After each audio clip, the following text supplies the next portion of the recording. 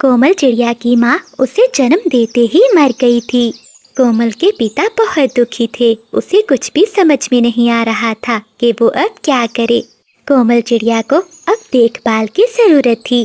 बेटी, न जाने तेरी किस्मत में क्या लिखा है। तेरे जन्म देते ही तेरी माँ चल बसी। अब बिना माँ के तेरा क्या होगा। कोमल को एक माँ की जरूरत थी, इसलिए उसका पिता पारो चिड़िया से शादी कर लेता है। पारो चिड़िया कोमल चिड़िया के साथ सौतेला व्यवहार करती थी और उसके पिता के सामने वो एक अच्छी माँ बनने का नाटक करती थी। कोमल चिड़िया इसी तरह बड़ी होने लगी। पारो चिड़िया के अपने दो बच्चे होते हैं, एक बेटा और एक बेटी। वो अपने बच्चों को तो पेट भरकर भोजन देती है और कोमल को थोड़ा सा भोजन देती थी। कितना खाती है ये कमबख्त। बस कर, अब उठ जा, जाकर झाड़ू पोछा कर। बस अभी करती हूँ माँ। छोटी उम्र में ही कोमल चिड़िया अपने घर के सारे काम करने लगी। ऐसे ही कई साल बीत जाते हैं। पारो, हमारी दोनों बेटियां अब बड़ी हो गई हैं। मैंने कोमल के लिए एक चिड़ा देखा है, वो बहुत अमीर है। हमने तो जैसे तैसे दिन गुजार लिए, लेकिन मैं चाहता हूँ कि हमारी बेटियां अच्छी जिंदगी गुजारें। कल ही चंदू चिड़ा कोमल बिटिया को देखने आ रहा है। ये सुनकर पारो तो जल भुन जाती है। क्या कहा पति जी, अमीर चिड़ा है, लेकिन कोमल को तो कुछ भी नहीं आता जाता। अगर इतने बड़े घर में जाएगी तो हमारी नाक ही कटवाएगी। पारो, तुम ये सब क्यों कह रही हो? अगर उसे कोई काम नहीं आता तो तुम उसे सिखा दो। अगली सुबह हो जाती है। चंदू चिड़ा अपनी माँ को लेकर आ जाता है, लेकिन पारो चिड़िया अपनी बेटी पिंकी चिड़िया को सामने ले आती है।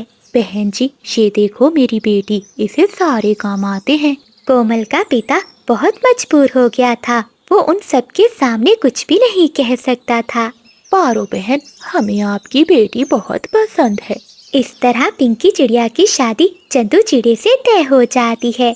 जब चंदू चिड़ा अपनी माँ को लेकर चला जाता है तो कोमल का पिता अपनी पत्नी से कहता है, पारो, ये तुमने क्या किया? कोमल बड़ी है, पहले उसकी शादी होनी चाहिए। सुन लो पति जी, वो चिड़ा मेरी बेटी के लायक है और मैंने कब कहा कि पहले पिंकी की शादी होगी। आप पहले अपनी बेटी की शादी कर दें। पिताजी, आप चिंता नहीं करें। अगर बहना की शादी से पहले मेरी शादी करना आपके लिए जरूरी है तो आप किसी भी चिड़े से मेरी शादी कर दें, मुझे कोई आपत्ति नहीं। बेटी, ये तो क्या कह रही है? मैं कैसे किसी चिड़े के साथ तुझे ब्याह सकता हूँ? पति जी, मेरी बहन ने एक रिश्ते के बारे में बताया है। वो चिड़ा बहुत सुंदर है और अच्छी नौकरी भी करता है। तो ठीक है पारो, मैं अपनी बेटी की शादी उसी चिड़े के साथ कर देता हूँ। बंटी चिड़े के बारे में अच्छा अच्छा बताकर पारो चिड़िया कोमल की शादी उससे करवा देती है और अपनी बेटी पिंकी की शादी चंदू चिड़े से करवा देती है। कोमल, मेरा घर तो छोटा है, लेकिन मैं तुम्हें कभी कोई दुख नहीं दूंगा, हमेशा खुश रखूंगा। कोई बात नहीं बंटी जी, घर बेशक छोटा हो लेकिन हमेशा खुशियों से भरा होना चाहिए। कोमल, जब मैं जंगल में सब्जियां बेचने जाऊंगा तो तुम्हारा मन लग जाएगा ना? लेकिन पति जी, आपकी तो नौकरी है ना, आप सब्जियां बेचने क्यों जाएंगे? नहीं कोमल, मेरी कोई नौकरी नहीं है। मैं तो जंगल के बाजार में सब्जियां बेचता हूँ। ये बात मैंने पहले ही तुम्हारी माँ को अच्छे से बता दी थी। ये सुनकर कोमल चिड़िया बहुत दुखी होती है। वो जान गई थी कि उसकी माँ ने झूठ बोलकर उसकी शादी करवाई है। कोई बात नहीं पति जी, हम मेहनत करेंगे, देखना आपको भी बहुत अच्छी नौकरी मिल जाएगी। जब कभी भी कोमल चिड़िया अपनी माँ और बहन से मिलती तो वो उसका मजाक उड़ाती। अरे क्या हुआ पिंकी, ये तुम कितनी कमजोर हो गई हो? क्या तुम्हारा पति कोई काम नहीं करता? हाँ हाँ माँ, लगता है बहुत मजे कर रही है बहना। पिंकी, तुम जानती हो जो चिड़ा मुझे देखने आया था, माँ ने तुम्हें दिखाकर उसकी शादी तुमसे करवा दी और मेरे नसीब का सुख तुम्हें दे दिया। और हाँ, अगर मेरे नसीब में हुआ तो मुझे तुमसे भी ज्यादा मिलेगा। चुप कर जा कोमल, तू उस भिखारी चिड़े के लायक ही थी। कोमल चिड़िया घर जाकर सारी बात अपने पति को बताती है और रोने लगती है। बंटी जी, क्या मेरा नसीब इतना ही खराब है? क्या हम गरीबी में ही दिन गुजारेंगे? कोमल, तुम दुखी मत हो, मैं एक ना एक दिन तुम्हारा नसीब जरूर बदलूंगा। एक दिन बंटी चिड़ा जंगल में सब्जियां बेच रहा था कि एक अमीर कबूतर का बैग उसके ठेले पर ही रह जाता है और कबूतर वहां से चला जाता है।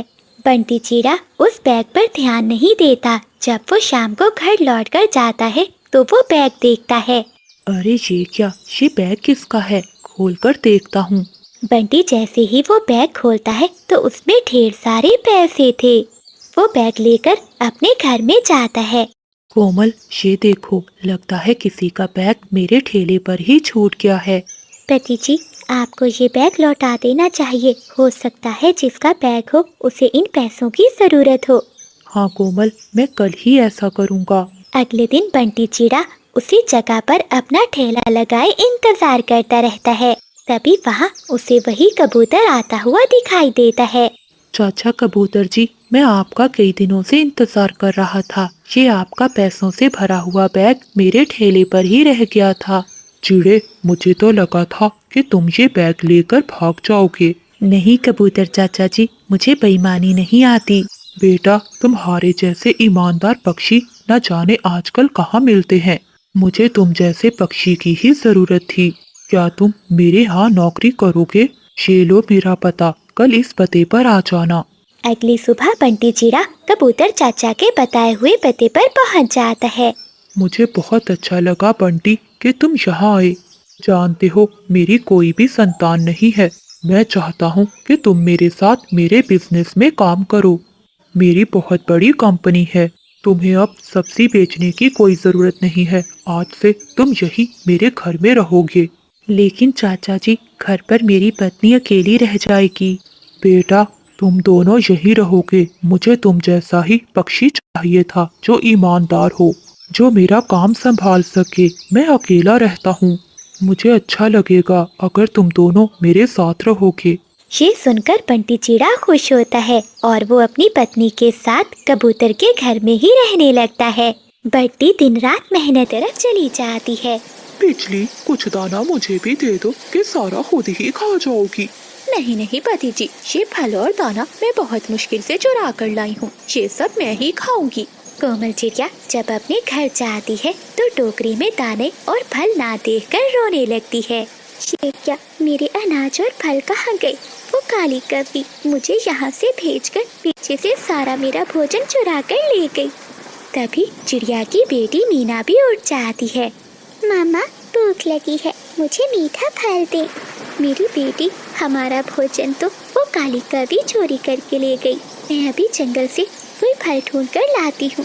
कोमल चिड़िया तेज बारिश में अपने घर से निकलती है।